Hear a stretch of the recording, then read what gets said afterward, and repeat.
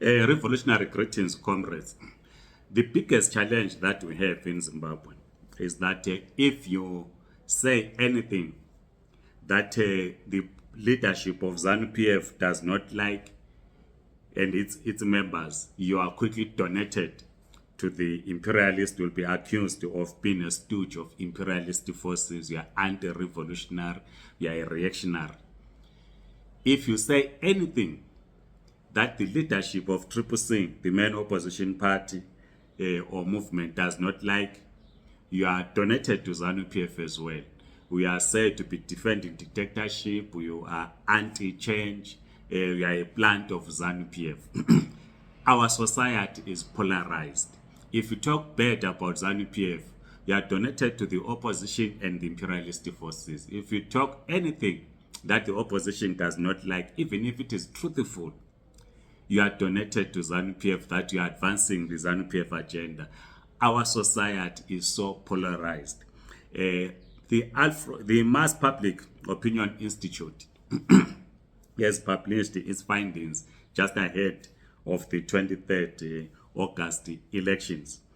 According to the survey that it did, it says if the presidential elections were to be held now, that is a day after the findings of their survey, they are saying Emerson Mnangagwa, the leader of ZANU-PF, will win.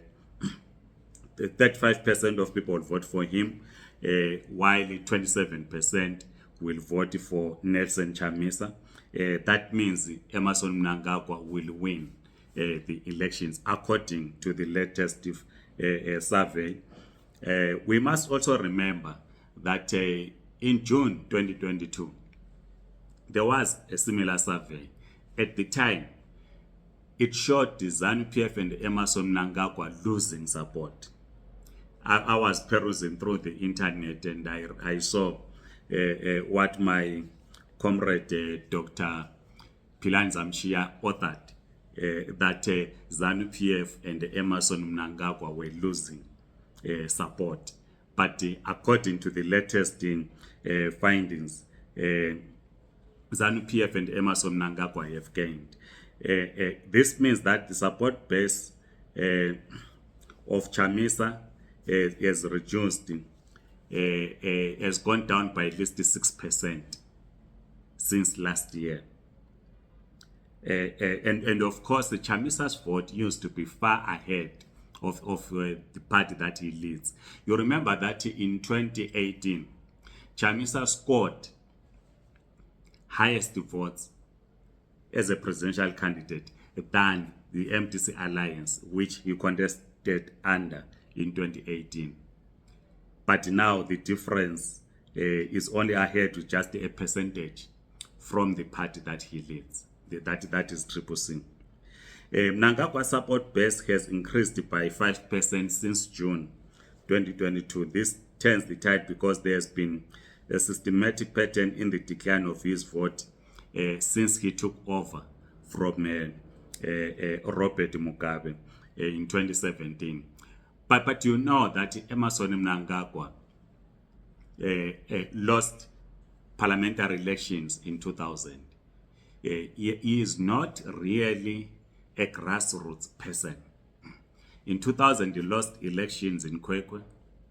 In 2004, if I'm not mistaken, 2004, he lost the internal ZANU-PF contest to become vice president to Joyce Mujuru, who then became vice president for about 10 years. So Mnangagwa has not been a grassroots person, but he seems to have grown his support base. We'll discuss later. We once discussed these ED, pastors for ED, drivers for ED and so forth. We'll discuss what impact it has had in him growing his support base. According to the survey, it says a majority of respondents, 65%, say the country is going in the wrong direction. A large number, 69%, say the economy is bad, and 62% say the living conditions are bad, and this constitutes an equal proportion from both the urban and rural areas. We have always said that there ought to be a linkage between the rural and the urbanites. You will know that our symbol as communists, the hammer and the sickle, we talk of a strong alliance between the what we call the proletariat and the peasantry. But over the years, we have seen the rural voting differently from the urban, or vice versa. But the economic impact is felt by both in urban and in rural areas, according to this survey. An overwhelming majority, that is 85%, say government has performed badly in addressing key issues such as unemployment, corruption, the economy, and managing the economy. Against this backdrop, a huge number of respondents, 26% and 27%, refused to reveal their voting preferences for parliamentary and the presidential elections respectively. So you have a big chunk of voters who one would say they are sitting on the fence. In the next video, we are going to analyze this survey. What does this survey mean? We are still waiting to get the manifestos of the two parties to be able to critique their election message. Up to now, we haven't received them. But the challenge that we will have to deal with, which will elaborate in the next video, is the whole question of characterization of the Zimbabwean struggle. What is the nature of the Zimbabwean struggle? I've seen some posters saying new ideas, new vision. We have not seen the new ideas or the new vision. In any case, does Zimbabwe need new ideas? We will deal more in the next video on this.